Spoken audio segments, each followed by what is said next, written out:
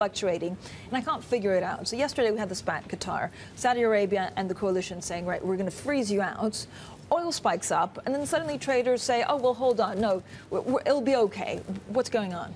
Well, I think that a spat in the Middle East and oil prices going down, and it tells you everything that you need to know about the oil market. We have still too much of it. The market remains oversupply.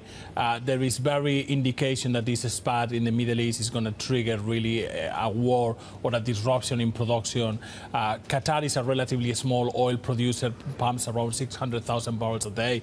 That's less than what North Dakota produce in the United States. So that's the kind of magnitude of the oil at risk that we are talking about. And cool heads are beginning to prevail, I think, in the Middle East.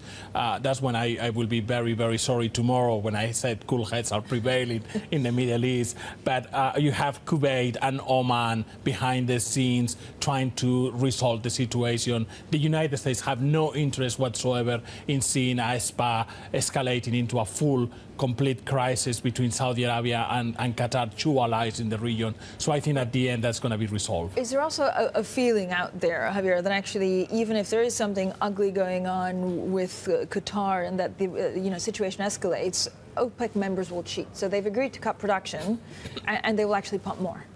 Well, to be fair to OPEC, we have seen production being very, very restrained.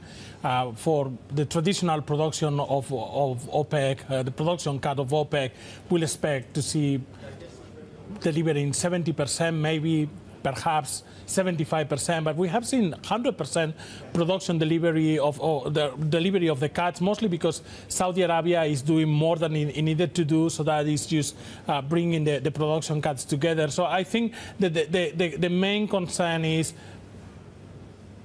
you still have too much oil. We have 6 months of production cuts and have barely dented global stockpiles. You have U.S. shale producers pumping more oil, and increasingly the focus of the market is not on how it's looking today or over the next 6 months, but it's increasingly into 2018. And that's where you see a big increase in U.S. shale production, and that is where the things, that focus in next year is what is making the market really concerned.